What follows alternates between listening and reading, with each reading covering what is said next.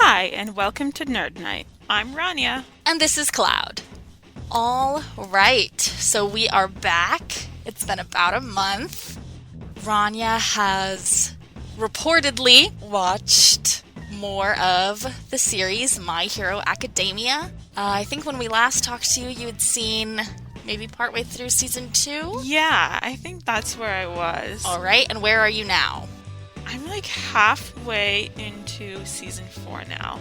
So what are your thoughts? How are you feeling so far? Has it improved from when we last talked? You were kind of on the fence. I feel like last time we talked, I was beginning to see some character development and some more complexity in the plot. I think last time I said it begins feeling like it's going to be a feel-good manga, and it gets a little darker. Yes. It's getting a little more complex. Definitely liking it. All right. So, last time we talked, your favorite character was Shoto Todoroki. Any changes? Yes, no? You know what? I feel like we haven't seen as much development with him as maybe with some other characters. It's coming. I definitely like Bakugo more than I did last time. I'm winning! Because he wasn't just the angry bad boy type. Yes. You see a little more depth in him. Any new, surprising favorites that you didn't see coming? Let's see. I like Deku more. He earns your respect. And I like that he's standing up to Bakugo. Yes. That's what I really like. Yep. And he's telling him, you know what, I'm strong too, and I'm going, you're aiming for number 1, I'm aiming for number 1 too. Especially now that I feel Bakugo recognizes him.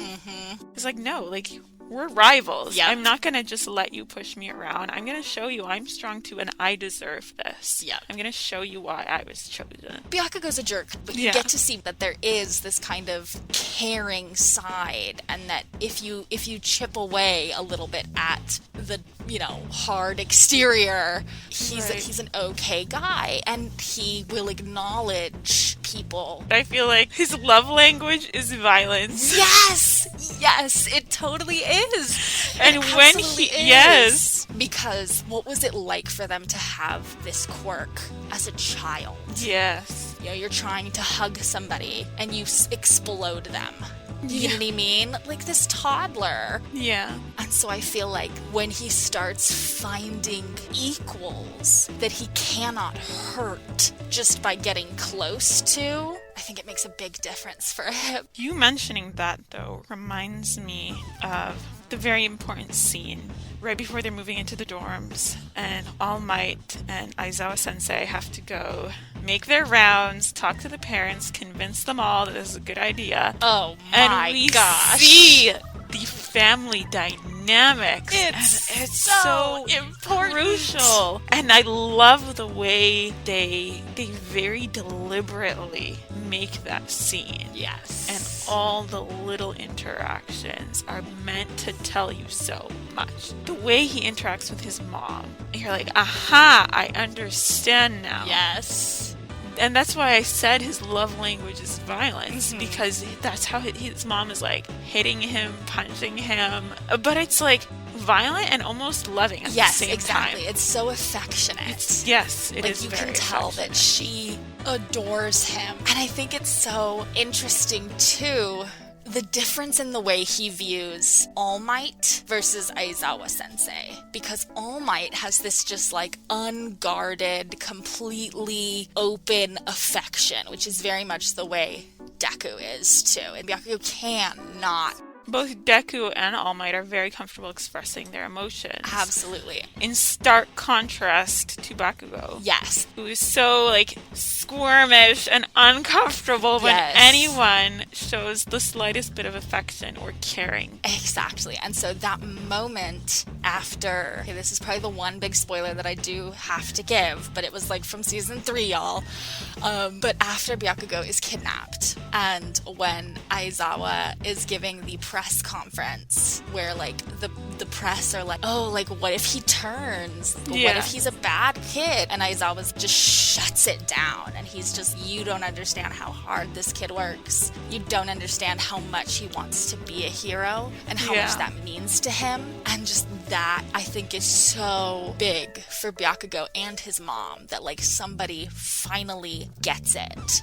Somebody understands where he's coming from a little bit better, and also how to reach him there. I need to make a disclaimer about when I said his love language is violence, like this is only in the realm of this anime. Obviously, violence is not okay, but I meant it in the sense that that's how he acknowledges people. And that was the moment he acknowledged Deku, was when he finally challenged him to a fight because he saw him as an equal. And yeah, like fighting is his language. It's the only thing he's ever been acknowledged for. It's the only way he's ever known how to communicate.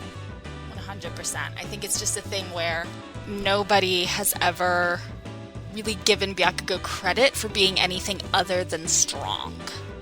Absolutely. And so I'd love to see if that's something that they push further.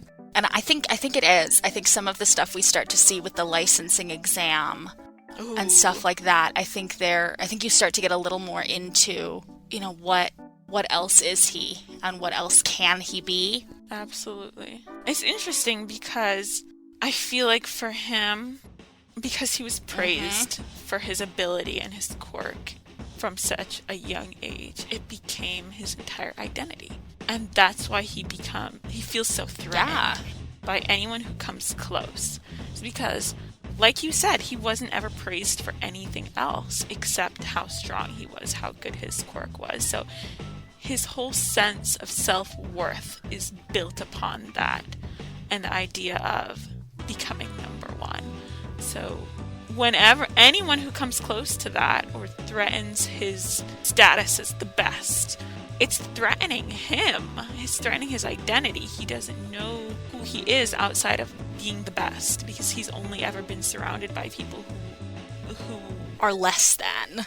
Exactly, and who constantly praised him. I think one of the things that's just so relatable for me with Byakugo is if you've ever been a person who has ever had something like that, where like that's the thing you were. That's the thing you were good Absolutely. at. For me, I've always been really good at like school. Like growing up, I was very smart. I was very much the nerdy kid. And then by the time I got to high school and started to kind of realize that grades weren't everything and that there were other, there were things you could do to get an A that were not work hard. Okay, there were ways you could cut corners. There were ways people were going to cut corners. And it kind of blew my mind and was like, well, what's left? What's the point? This is all I've ever been. All I've ever been is the kid that gets good grades. If there are people that get good grades for bad reasons, or if I get a bad grade for good reasons, who am I now? You know what I mean? Absolutely. It challenges the whole value system you've created in your head. And I can completely relate to that because I went through the same thing. I started taking college classes when I was 16. And again, same. I was the nerdy type. I studied super hard. I got best grades. I was always top of every class. And I was always being praised for that. Like, look, the youngest student did the best, blah, blah, blah. So this image of myself was created in my head. And I felt all my self-worth was contingent upon doing well and being the youngest and finishing first. And I remember I had a perfect 4.0 up until I transferred. And when I got my first B, it was like life-shattering. So I was like, that was my identity, having a perfect 4.0, as unhealthy as I realize it is now. Yeah, that was my whole self-worth, was having a 4.0. And when it bumped down to 3.9, it was like my whole universe came crashing down. So I completely relate to him, actually. I can relate to Bakugo on that. Like, his whole identity is being the best. Yes. And so when you're not the best, or when there is somebody who's trying to compete for that, what does that do to you? And like, what are you left with? And I think that's what we're seeing now. We're seeing him, like you said, feel very, very threatened, very, flight or fight type of thing, where it's like, do I fight to be the best, or do I just run away? Or, what do I do? Like, this is the first time I've ever had to confront the idea that I might not be the number one hero. Or that there might be something more important than being the number one hero. Endeavor. And I think you see a lot of that coming up once we start getting some interactions with Endeavor, Shoto's dad. I think that's really interesting. You start to kind of get this question of, is being number one all it's cracked up to be? Do people become number one for the right reasons? And what does it mean, actually? What does it mean to be number one? Yeah, let us know if there's anything else you want us to watch. Let us know in the comments below. We are always open to suggestions. Yeah. All right. So, other than that, we will leave you all for this week. Thank you all so much for watching and for listening. And we'll see you next time. All right. See ya. Bye.